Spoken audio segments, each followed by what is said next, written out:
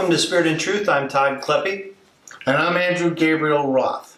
And today we've got a very special message. Andrew's actually been working for 25 years on this subject. And he's been able to get some revelations from the Father and also some data from different places. Mm-hmm. And everything from celestial data, the stars, the moon, and all kinds of references regarding the Star of Bethlehem. And not just the Star of Bethlehem, but all the other amazing things that are happening around the Star of Bethlehem. And that's a whole other glorious story on top of the one that's pointing to the birth of the Messiah. And it needs to be told. Yes. I'm excited because I think this is very groundbreaking. I think it's going to open up people's minds. And hopefully, and as we always encourage you to check everything that we say here. Absolutely. And test it. Yep. Because that's doing your due diligence. But Andrew, this subject is a subject that's been talked about for many years. Different people. About how many different ideas are there out there? From what I've read personally, I believe more than 24 separate theories that have been publicly vetted, that have had some funding behind them and production behind them that I know of. Wow. Either on YouTube or through Hollywood or through other things. Wow. And there seems to be two different camps in that as well. Yeah, there's two different approaches, and each approach has two different camps. And what I mean by that is there are scenarios that are done by believers, Messianics, Christians, who really look at the Bible as history, and they've simply come to a difference of opinion about biblical dates. There's basically a scenario that has the Messiah being born somewhere between the years 7 and 4 BC, and of course there's different opinions as to where that falls into, and I'm going to give you mine, right? And then there are those who think that Messiah was born right around 1 BC.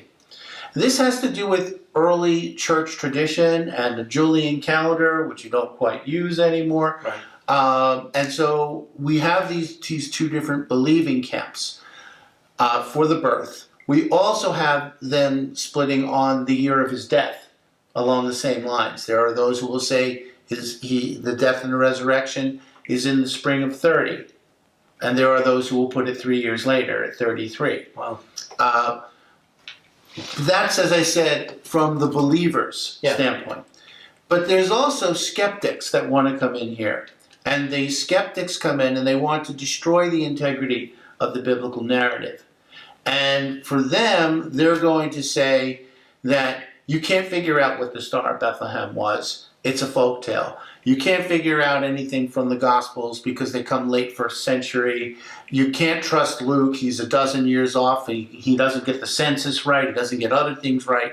And they don't then replace it with their own theories. It's like they want to lay their bombs around parts of this and blow the whole thing up and just sort of leave the mess. Yeah. It's very, very disturbing.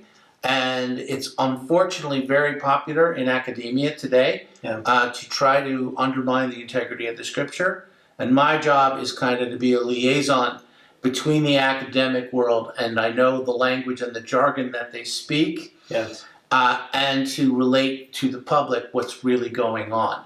So we've got a lot of situations where we're swimming uphill against a skeptical tide.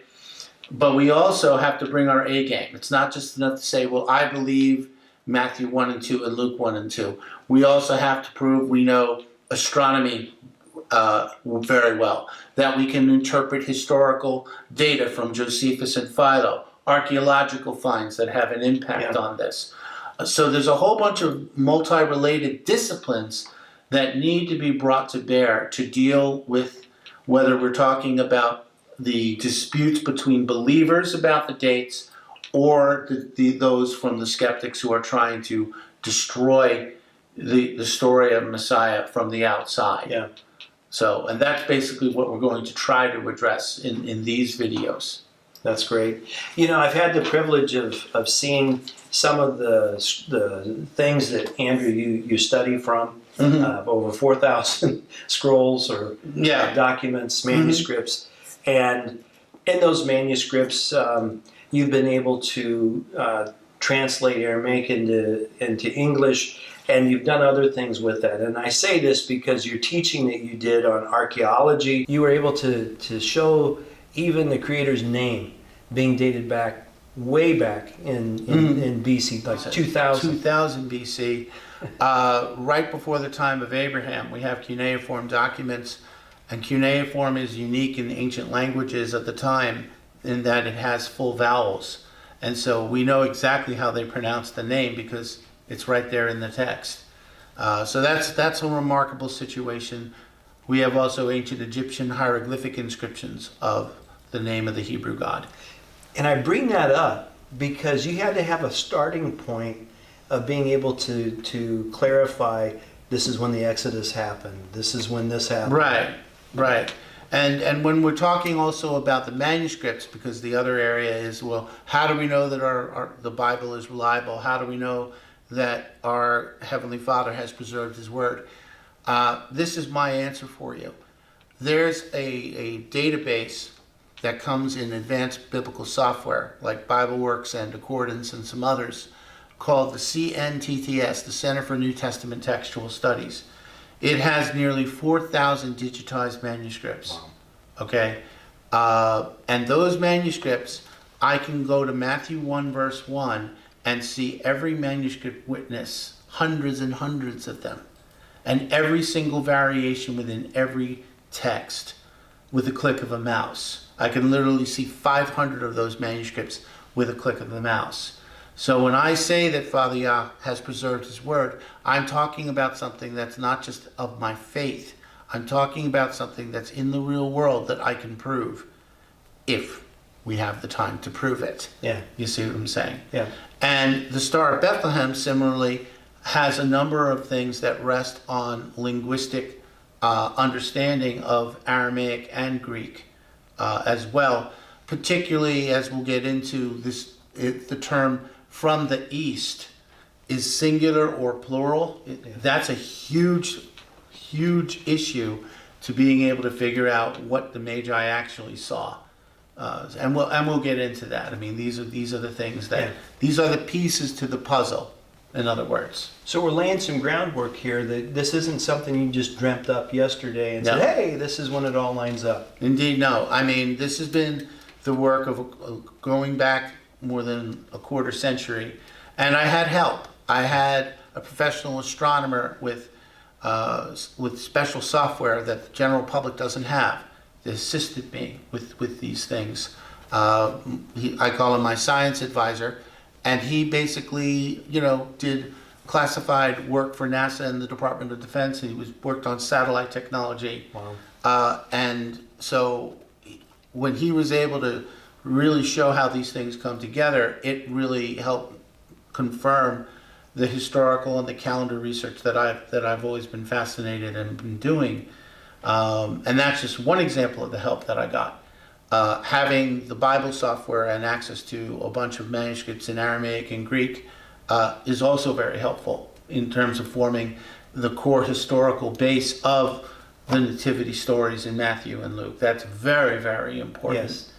Having a manuscript of Josephus, our first century witness, and Philo, another first century witness, also help round out this, and along with biblical archaeology. So it's a whole series of intersecting lines of evidence that we use to paint this picture, this interdisciplinary picture of not just what King James said, but what was actually done at the time. And if we do it right, I truly believe we can stamp your passport back to the first century. That's exciting. I really believe that's what we can do.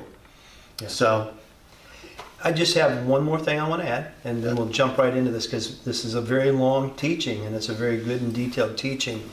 What then would you say, because you've been working on this for 25 years, and what do you think any advantages you might have had over people in the past in the 1800s, the 1700s, early 1900s.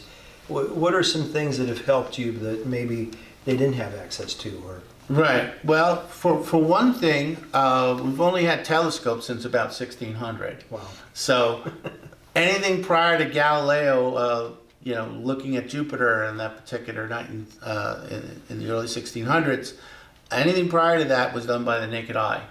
And that can sometimes, lead to issues, distortions and things of that nature. It depends on if the night was cloudy and other things that are going on.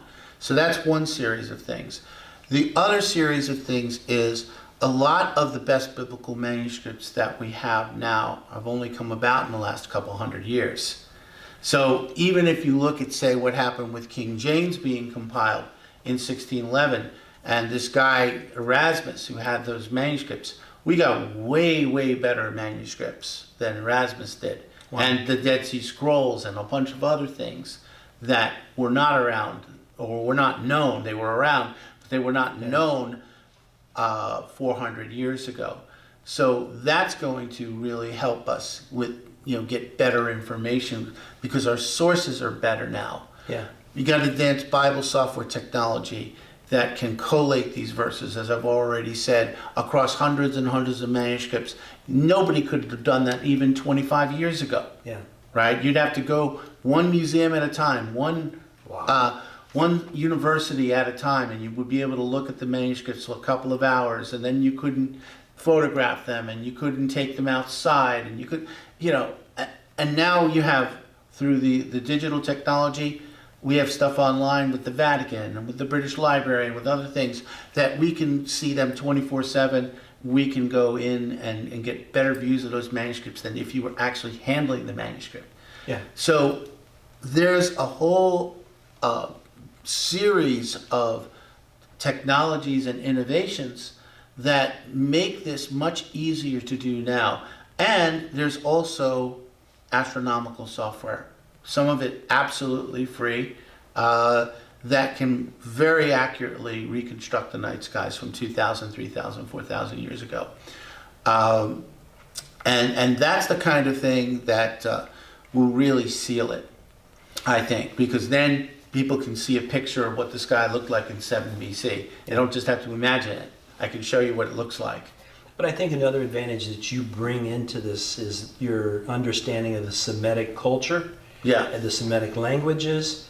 You have an understanding of the priests and the priest schedule and those things too. Yes, that's another piece of it as well. Yeah. Some of it has to do with understanding what the Aaronic priests, what was their calendar like. How do we know, for example, when Zacharias, who is the Baptist father, how do we know when he was burning incense in the temple? Because that's about 15 months before the birth. So getting that date right really helps narrow down when the Messiah would be born. And that's a whole other story as Yeah. well. So we got a lot of sort Yes. of side issues as well as main issues to discuss and work through one at a time. So without any further ado, our time scale or our timeline is going to be from what to what? We're going to be tracking astronomical and other significant historical data from May of 7 BCE to August of 2 BCE. Okay. That particular 5-year and change period, when the skies are literally exploding with not just dramatic astronomical phenomena, but astronomical phenomena that is tied to giving a particular message, tied in many cases to happening on specific days of the Hebrew calendar. Yeah. As well as very rare.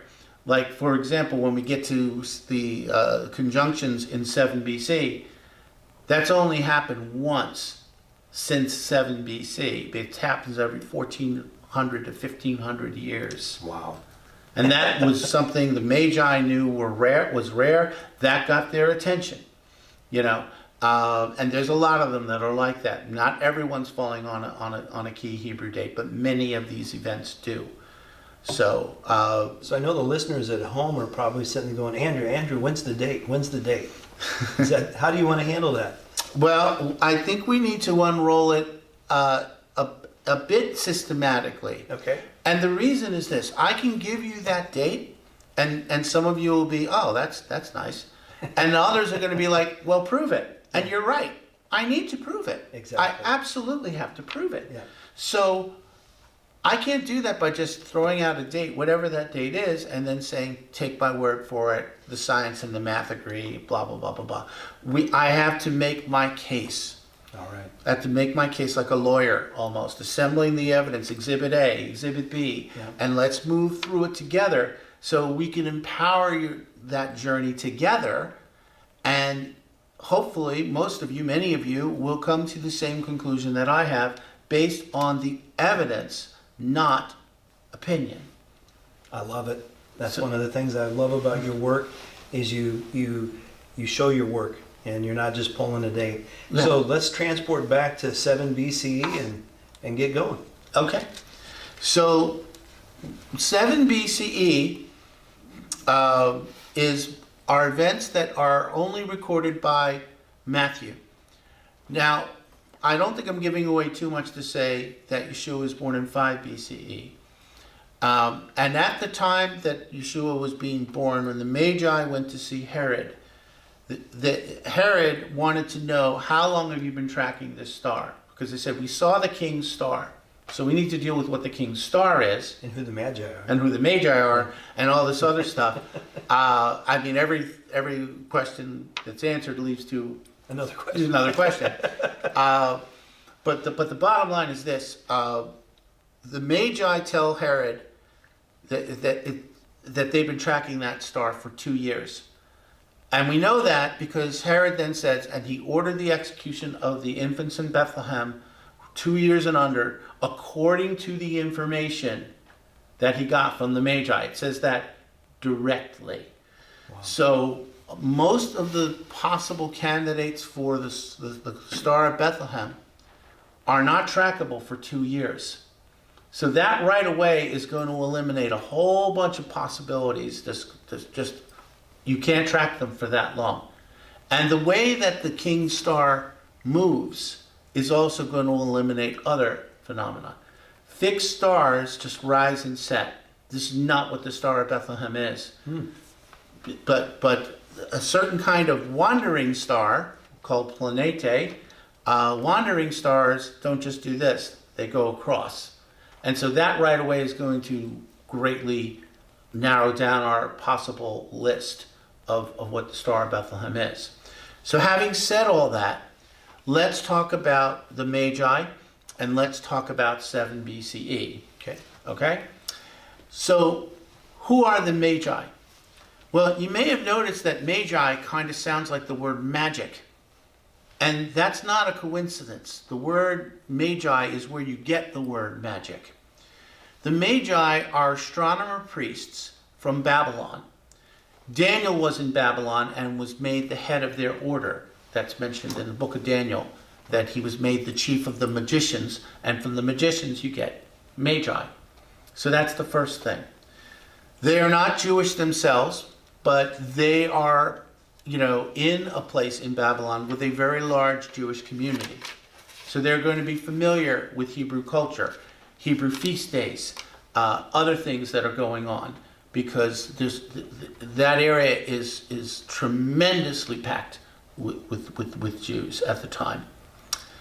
And that's because most of the Jews that were in Babylon for 70 years did not return under Ezra. 80% of them stayed behind. It's sort of a little, it's sort of a little bit of a surprising fact, but it's true. They flourished in Babylon for the next 700 years after that, including into the early centuries of this era.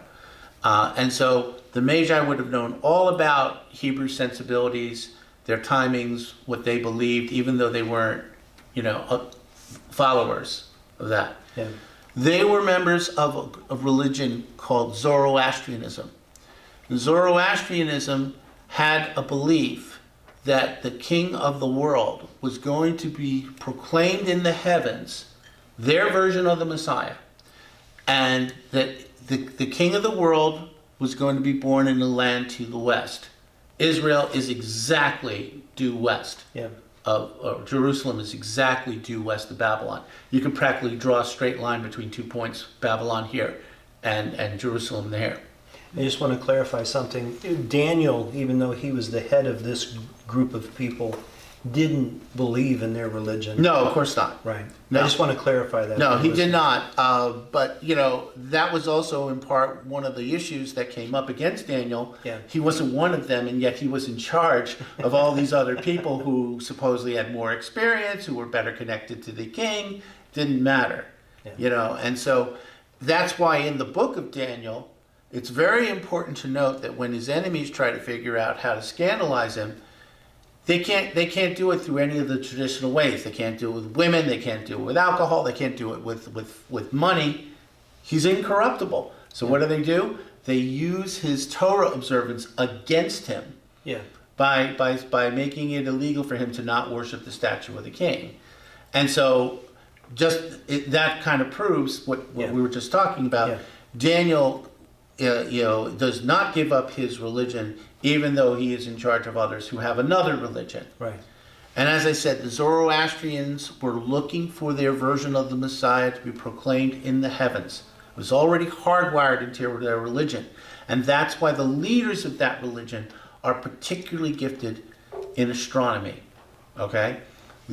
Also, it's important to note that the head of the Parthian Empire, the emperor, was also Zoroastrian. Okay? And so these magi would have been ambassadors.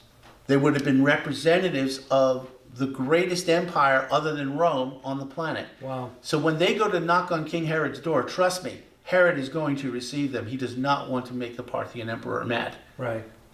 Because they'll have all the credentials proving who they are. Yeah. So this is sort of setting this up, that something is about to happen, that the Magi are going to start to think about getting ready to do a 660-mile pilgrimage from Babylon to Jerusalem. Now, earlier you stated that you really couldn't, they didn't have telescopes back then. So the things that are visible in the sky that they can see are like the moon, the stars, the constellations. Yep. And yep. that's their tools they're going to use. That's pretty much it. I mean, you're talking about the big stuff that's easily seen. Like, for example, we now think of, when I grew up, Pluto was the 9th planet, but then somehow Pluto got demoted and now we only got 8. However that is. But the point is, anciently they could only see 5 planets. Wow. And the 5 planets that they would see were basically Mercury, Mars, Venus, Jupiter, and Saturn. And then you add the sun and the moon, and you have 7 big celestial spheres, 1 for every day of the week. And that's where we get a lot of our days from. Sunday, Sun's Day, Monday, Moon's Day, and so on. Wow. A lot of people don't necessarily know that. So in dealing with all of that, they're going to be looking at 2 different kinds of stars. The kind that rise and set are called fixed, because from our position on Earth, they really don't move. Now, of course, everything moves, but you won't see one of these fixed stars change position unless you are looking at it every night for 72 years. It'll go backwards a degree. And that's what we call precession of the equinoxes. But that's obviously very slow. Sure. Okay? But the Magi are not necessarily caring too much about the fixed stars. The fixed stars are just sort of like pinpoints on a map that tell you where stuff is. They're looking at the stuff that's going to streak across the sky, that's going to move in a different way. Wow. And so what ends up happening is they will be watching 2 big planets appear to come together in the night sky. And those 2 planets are Jupiter and Saturn. Okay? Jupiter is named after the chief Greco-Roman deity, right? So that's the planet of the king. Okay. Just bear that in mind, right? Now Saturn is almost as big as Jupiter, and of course it's got its rings, so it's also very impressive. But remember how I said that the planets, the visible heavenly spheres, gave birth to the days of the week? Yeah. So Saturn's day becomes Saturday. And only the Jewish people venerated Saturday as a Sabbath. So while Jupiter becomes associated with kingship, Saturn becomes known as sort of the protector planet for the Jews. Wow. Now, maybe not every culture is going to see that, but as I said, the Magi were from Babylon, where there was a huge Jewish population there, so they would have definitely factored these people into their astrology. Yes. Okay, if that makes sense. So you have constellations that also represent things too, correct? Right. The 12 so-called belt constellations of the zodiac. And without getting overly technical, because you can easily drown in technicality here, there's basically an imaginary belt of stars that wraps around from what they viewed as a heliocentric, an Earth-centered situation. They view the Earth as fixed and everything else is revolving around it. Yeah. That's not how we look at it today. Right. But from that perspective, you would have this belt of stars that would represent gods or animals that were going always eastwards around the Earth. And for about 30 days, one of those groups of stars would be visible for when the sun would rise. Sure. And so they would go, oh, okay, this is the first constellation of spring. They thought it was Aries, a ram, and so on. And that's what they're looking at. Those zodiac stars are also identified with people and places. One of those is Pisces. Pisces is also associated with the Jewish people, not necessarily the geography where they are, because Leo the lion is the lion of Judah, Yeah. but the ethnicity of these people, because Jonah got swallowed by a big fish and Pisces is the sign of the fish. Gotcha.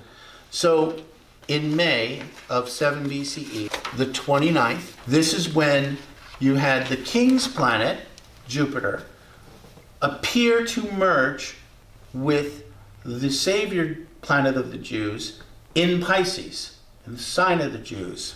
And so the Magi would have interpreted that and said, that means the Jewish king is going to be born in the sign of the Jews. He's coming soon. Not yet, but coming soon.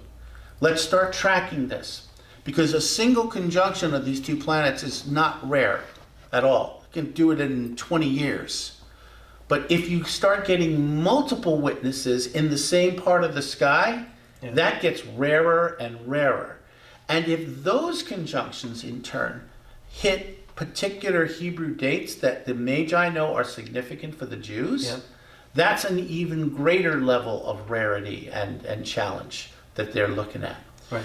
So May 29th, basically, in 7 BC, and by the way, all my dates are Gregorian, not Julian calendar, okay? Right. May 29th at night had just changed into the third day of the third month, which is Sivan. Why is that an important date? It's important basically because on the third day of the third month, Father Yah descended in fire onto Mount Sinai to announce that the Ten Commandments were coming. That's in Exodus 19. On the third day of the third month, that's when Father Yah is telling Israel, get ready, get yourself clean, I'm going to announce the law. In what year do you believe that was? Oh, easily 1447 BCE. Yes. But that's a whole other story. Yeah, but that's way back. That's way, way back. Yeah. So here on the exact same Hebrew day is when Father Yah begins announcing the birth of the Torah made flesh, that will be his only begotten son. I don't think that is a coincidence. No. Right? So again, but if it was just that conjunction, the Magi might have said, oh, that's nice, and they would have moved on. But then, only a few months later, we get to October 1st, they see the same exact thing again. Wow. And that same exact conjunction with the same exact meanings in the same part of the sky, everything the same, October 1st, which is Yom Kippur, the Day of Atonement. So the most sacred day on the Jewish calendar. So now they know this is definitely about those Jewish people. It's not just any people to our west. It's these people who are to our west. And this king must be a righteous king because he brings the Day of Atonement. So they're like, okay, now this definitely has our attention. This is not just a garden variety thing. We've got a confirming witness here. At this point, I could imagine the Magi are thinking, we really should think about going. But remember, it's a 660-mile journey, and the weather is turning cold. Are you really going to go if your signs are not complete, if you're not 100% sure? I don't think so. And then the third time that it happens, just 2 months later, Wow. on December 4th, same conjunction, Jupiter, the planet of the king, and Saturn, the savior, protector, planet of the Jews, Saturn's day, in Pisces, the sign of the Jews. But this hits on the 15th day of the 9th month of Kislev. That is a cursed day, okay? That is the day that a Syrian Greek tyrant named Antiochus Epiphanes invaded with a massive army and put pig's blood on the altar that is in front of the temple and defiled the temple. This caused years of conflict, thousands and thousands of deaths, called the Maccabean Revolt. And then the temple had to be cleaned up and rededicated, and it's what we commemorate every year as Hanukkah. But for the Magi, who know this is now about the Jews, they got the Yom Kippur sign, they know that this land is to their west. Now they see that this is on this horrible day for the Jewish people. And then just a couple days later, on December 7th, Jupiter and Saturn do this. They break up, right? Yeah. And so they're like, okay, obviously nothing's going to happen, nothing to see here. But remember that something is going to happen at some point. Yeah. Just not now. So that's the end of the signs in 7 BC. They're waiting for more to see if it's time for them to go. But this is setting up for the next series of signs in the following year, which is 6 BC. All right. So let's talk about 6 BC. First thing that we need to look at is that 6 BC is more about Luke than it is about Matthew. We know that from Matthew's perspective, since he already told us, the Magi are tracking this star for 2 years, that would include 6 BCE. Yeah. And there were a number of astronomical things that were happening in 6 BCE. For example, I will go to February of 6 BC. You have a group conjunction of 3 planets and the moon, okay, within 8 degrees. Jupiter, Mars, and Saturn and the moon jammed together again in Pisces. Yeah. So again, you're getting this Jupiter and Saturn, we've already gone over, the king and the savior. Mars is the planet for war. Mars is the name of the Greek god of war. So this is talking about, this is a bad omen. This is like war may be coming in to the houses where of this world king that you're waiting on.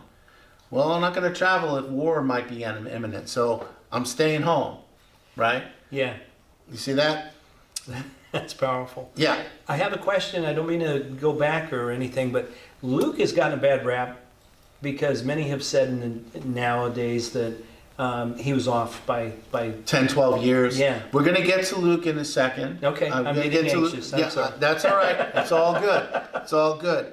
But I did want to also say the other important sign in 6 BCE is that when the Hebrew year was beginning, which begins with the first month of spring, called Abib, when that happened, the planet Jupiter, which is the king's planet, is blocked by the new moon for 2 days.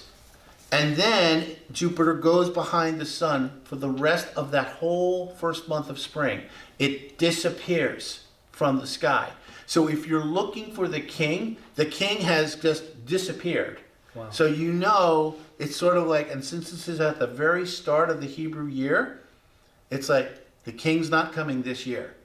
So you can just forget about it. And that's basically all you need to know about 6 BCE from Matthew's Magi astronomers tracking him.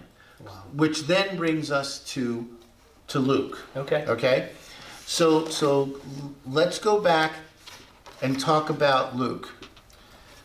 Luke is a very, very careful historian. He explains that he's interviewed eyewitnesses of the word.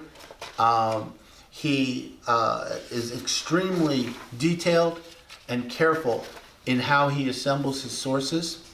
He's writing to a powerful man named Theophilus, who I believe was actually a sitting high priest. That's a whole other story. But the point about that is, if you know you're writing for someone who is great and powerful, you better make sure you got your facts straight. I think so. You better be very, very careful and make sure that you're bringing forth your witnesses properly, and so on. And so that's what happens with respect to Luke and his credibility. Okay? And let's talk about this census. According to Luke, there was a census done by a guy named Quirinius, who was actually a very powerful Roman. He was a senator. He was a proconsul. That's a very high elevated rank. And Quirinius, the first census of Quirinius, the governor of Syria, he says. Josephus tells us that in 6 AD, Quirinius did a census. And that was because Herod's son Archelaus had gotten into trouble. He got booted out of power. His properties went to the governor of Syria. When that happened, they had to do a census for the exchange of property. Yeah. Since Josephus says this very, very clearly, the idea is that Luke confused that 6 AD census with one that would have been before the birth. And so my job was to look at the facts and basically determine that there was another census that was in the right time, that was done by Quirinius in 6 BC. Wow. That's That's big. It's big. I say this knowing that a lot of professional academics are going to say, we don't believe there was a census in 6 BCE. I'm just being honest. They're going to say that. But I looked at Josephus. I looked at actual inscriptions about Quirinius. And I believe they did a hatchet job on only putting that 6 AD census and going, that's the one. And assuming that Luke is off by about a dozen years. Wow. So let's talk about why there was a census in 6 BCE, and Luke is telling the truth. What are reasons people had censuses back then? Well, basically what happens is you conquer territory, you're going to need to count the value of what you've just captured. There are 2 stages. One is what Luke calls the apographe, the writing down, the registration. Then several years later, and the time between the 2 stages can vary, you would have the apodemosis, which is the actual payment of it. So if you conquered territory during a war, that territory's got to be registered. If you go from tax status to if you go from tax-free status and now you have to pay tax, you also have to go through the registration process. Okay. Okay? So what basically ended up happening, and this is a much, much longer story than we can get into, even in this, which is the long version of this story, evidence that there was this census in 6 BC. First thing that I noticed when looking at Josephus in his book Antiquities, book 17, verse 42, was that the Romans demanded that the Pharisees sign a fealty oath, a loyalty oath to them. That's kind of weird. Why would they do that? They also refused to sign the loyalty oath, and Herod slaughtered thousands of them. Wow. Yeah. Herod the Great killed thousands of these rabbis who would not sign a loyalty oath to Rome.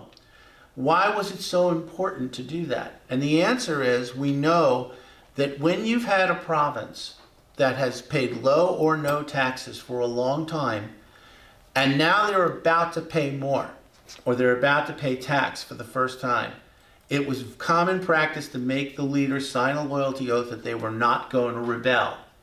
So this is something that absolutely would have been done if a census was coming. Sure. Okay?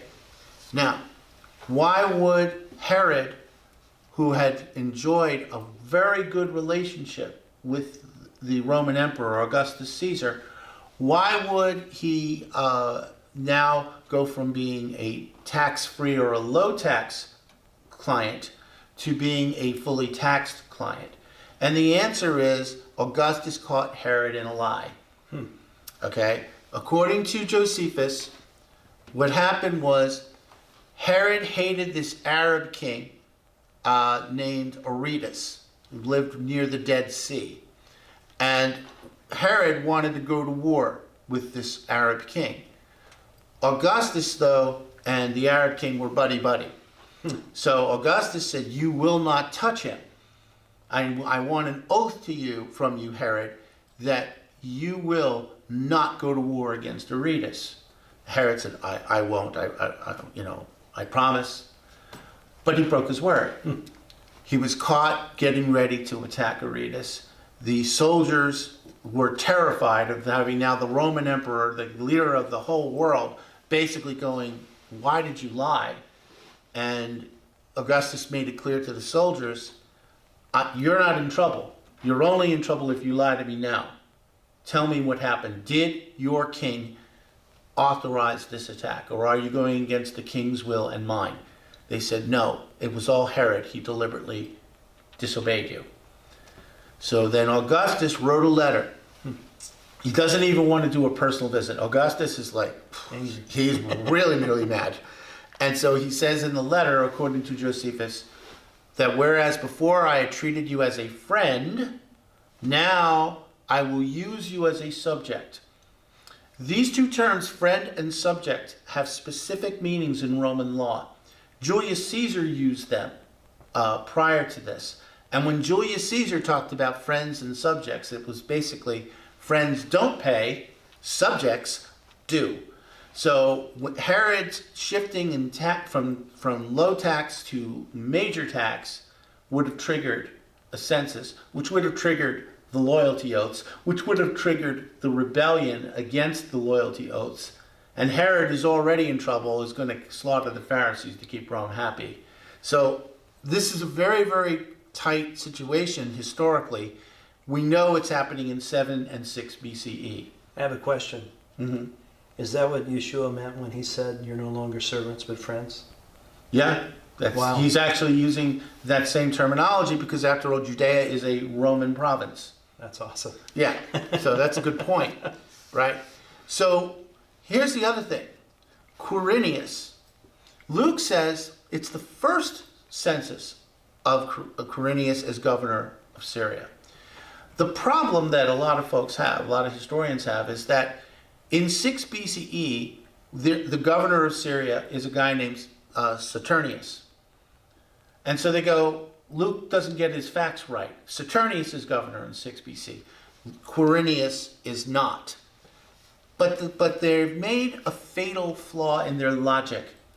The fatal flaw is that the governor, this term that is used as governor, only it relates to the senior Roman official of a province. That's not true. The word hegemon actually can be about military leaders and other important Roman leaders who come in to support the civilian governor. Okay?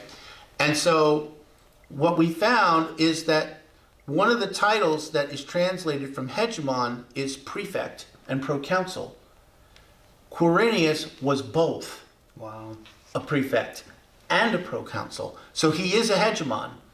The other thing is, people think, well, he would have only have done the censuses later in his career. Actually, in 10 BC, Quirinius did a census in Syria of 117,000 people. That's huge. And it's right next door to Herod's kingdom that has now become taxable. You see what I'm saying? Yeah. So he already had the title.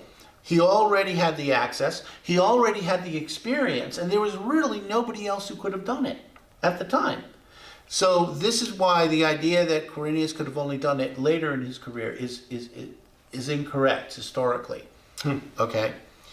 So, and the reason that I know those facts, by the way, about the 117,000 person census and about Quirinius's titles is because we have actual inscriptions from those years about Quirinius, Roman records. Wow. So that's about as good as it's going to get, and it totally disproves this idea that Quirinius couldn't or wouldn't have done a 6 BC census. Wow. Okay? Another issue, though, about this is that Luke says that the whole world was going to be taxed. The whole Roman world was going to be taxed. And if there was this census in 6 BC, as I believe there was, it would have been a local census. So the other critique that we get is that was not an empire-wide census. Well, the registration may have been local due to events happening politically in Herod's kingdom. Yeah. But there was an empire-wide tax payment only 4 years later. Okay? And so Luke is not saying the whole world was registering. He's saying the whole world was taxed. And that global tax happened in 2 BC. In 2 BC, what happened was Augustus celebrated a jubilee, which is like 50 years in power, something like that. And it was the 750th anniversary of the founding of the Roman state. And for that information, I have actually Augustus's own words Wow. about this going on, called The Deeds of the Divine Augustus. His own autobiography bears witness to this. This is some good stuff. Right. And then the final thing that is said against Luke is that, well, the idea that Joseph and Mary would have been forced to go to Bethlehem was not required in Roman censuses, to which I say totally untrue. And I actually have Roman records from 48 AD and from 104 AD, censuses that were done in Egypt, again, next door, that absolutely required people to return to their home districts as a condition of registering, not paying for, but registering their property. And so, check, and check. Everything that Luke has said, that these critics have said he didn't get the right time, he didn't get the right circumstances, he didn't get the right governor, all this sort of stuff is totally turned back. Luke is telling the truth. His skeptics are not. So here's the next question then. Why would Joseph have property in Bethlehem? Well, just go to the Gospel of Luke. Yeah. He's a direct descendant of King David, is he not? Yeah. And the interesting thing is that he is descended from the non-royal son, from Nathan. Ah. Okay? If he was descended from Solomon, he would have inherited Jerusalem. But he's not going to Jerusalem to register. He's going to Bethlehem. Yeah. And Nathan has a separate inheritance in Bethlehem because that was the city David was from, as opposed to Jerusalem, the city he was king from. So this will set up and explain a whole bunch of other things, such as why are they able to go, is Joseph able to go to a house so quickly after the birth? The answer is he already owned the house. Wow. It was already part of his property in Bethlehem. That solves that problem. Yes, it certainly does. You know? So this is the type of thing that you just need to do your detective work. You just need to do your homework. Before you say categorically, Luke is wrong by 12 years and all of these other things, do the actual work. The other thing that I was able to establish is that when you had that empire-wide tribute to Augustus, which is what the Roman records call it, the word is from Latin tributum, and tributum doesn't just mean tribute, it also means tax payment. Wow. So Luke, looking at those two events, it's not like they had a Roman Freedom of Information Act where he could have proven absolutely that 2 BC payment was for the 6 BC registration, but it was very likely that it was, and it would be very natural for him to go, okay, here's my empire-wide tributum, my empire-wide tax, and in those days, Caesar Augustus said that all the world should be taxed. I think one of the big things that you have that many people don't is you can't just go to Blue Letter Bible and get a Hebrew or a Greek version of the words. You're a linguist and you understand deeper things with these words, and I appreciate that because not everybody is a linguist, and that's what you're bringing to this as well. And it's huge because some of the meanings of these words, like you've just shown us, are very important. Yep, absolutely. And as we get ready to wrap up this part 1, we're going to next get into 5 BCE. The good stuff. Oh yeah, this is the actual birth year of Yeshua in 5 BC. There's going to be a lot of spectacular events that are going to lead the Magi to Yeshua. And there's also going to be a lot of amazing events after the birth that are going to be playing out in the heavens. And we'll deal with both of those in part 2. Awesome. All right, well, until next time, shalom. Shalom.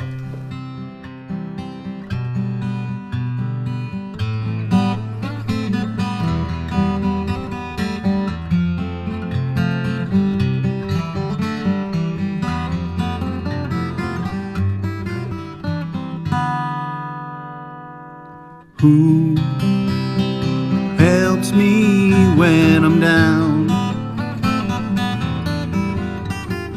gets me through the day, helps show me the way, and who is not hard to be found, who has set me free, brings me to my knees. And some say that you don't care, you're leaving us on our own. And some say that you have died, powerless and alone. But as it was in the beginning, it is now until the end. And though you go by many names, I call you Yahweh, my friend. I remember what my life was like before. I felt so abused, bitter and confused. But then something stirred deep inside my soul. It made things alright, brought me to the light. And some say that you don't care, you're leaving us on our own. And some say that you have died, powerless and alone.